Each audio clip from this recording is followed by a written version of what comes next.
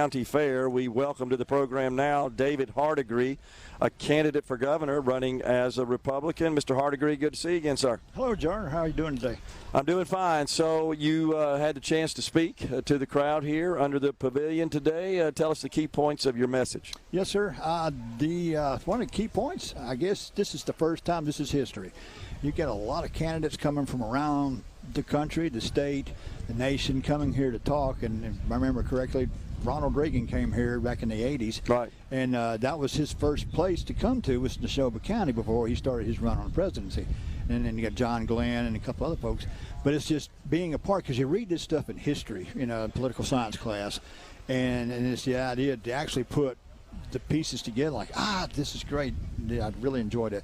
But covering the history part of it is real good, and then just kind of talking to the voters to let them know that on the military side, of course, we've got 38 years of military service, and we do things a little bit different, getting things done.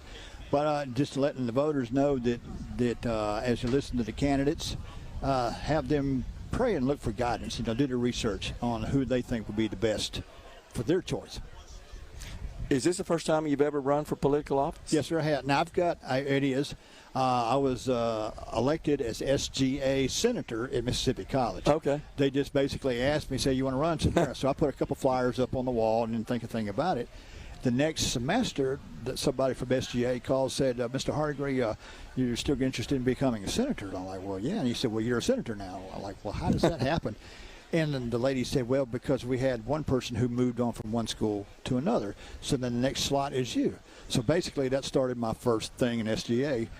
And then back in 2016, when President Trump ran for office, they were needing a delegate for Pelahatchie. And so at that time, we did there, and me and my wife and a couple other families, they were there, and the guy just saying, hey, I just need somebody just to fill out the paperwork just to be a representative for Donald Trump. I'm like, okay, I can do that. So I wound up, I wasn't elected, but I was what you call anointed, appointed, directed, and selected. Got you. So what motivated you, John, to run against David, to run against David Hardigree as our guest candidate for governor? What motivated you to run against an entrenched incumbent in Tate Reeves? Well, I know he's got a lot of things. I know he's got a large bankroll. He's got people who are following him.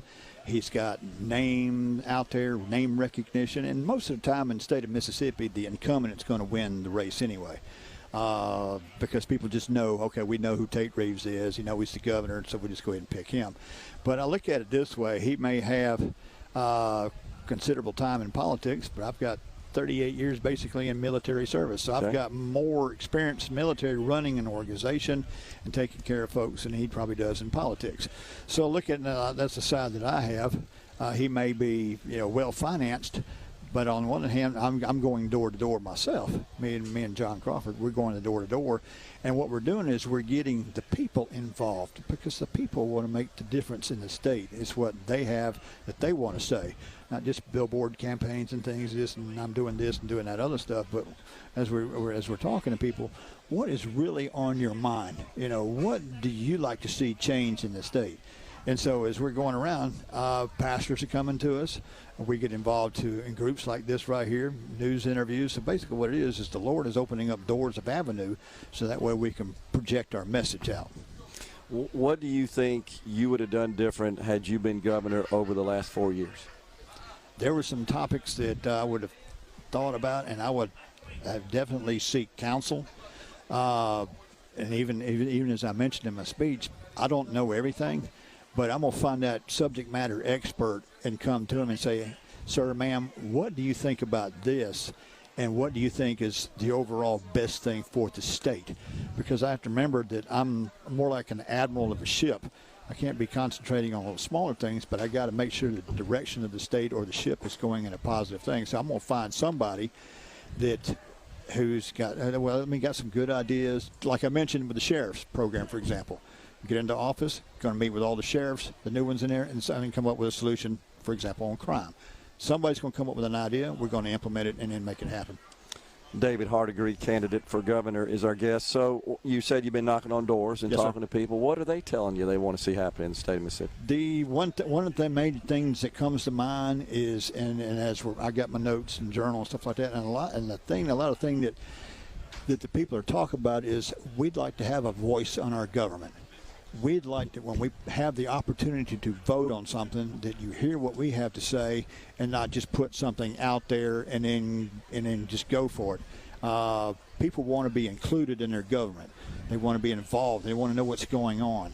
They want to see, well, that's something that I passed or I helped. Like Brandon Presley talked about. You might not agree with their ideas, but it's the idea of putting it out there. You know, that's a part of that republic. You know, everybody gets a chance to vote.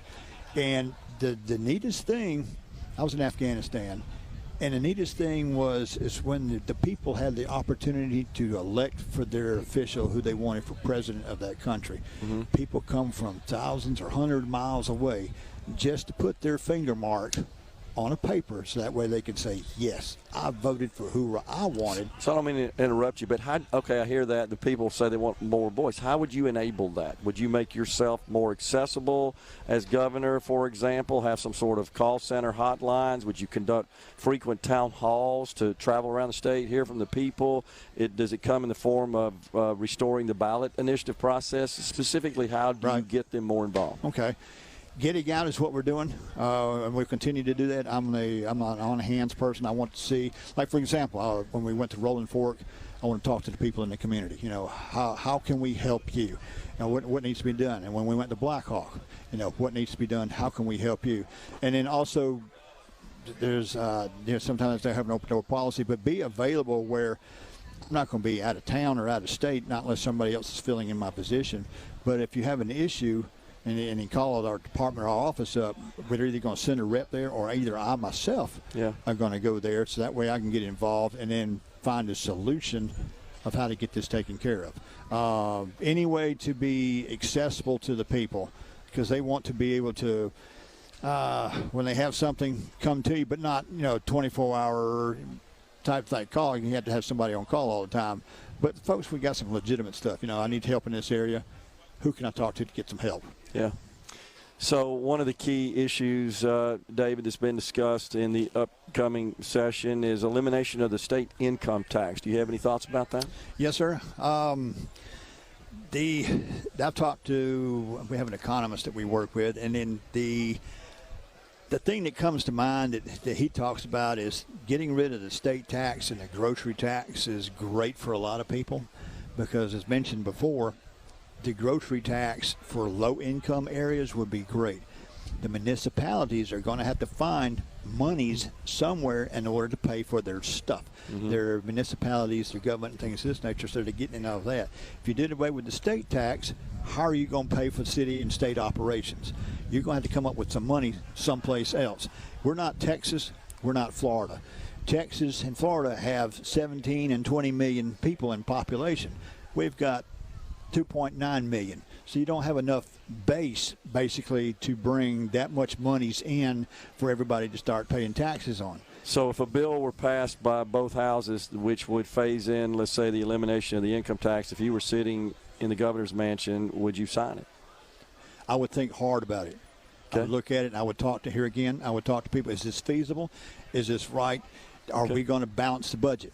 Okay. And I know it's good. Yeah, no, that's fine.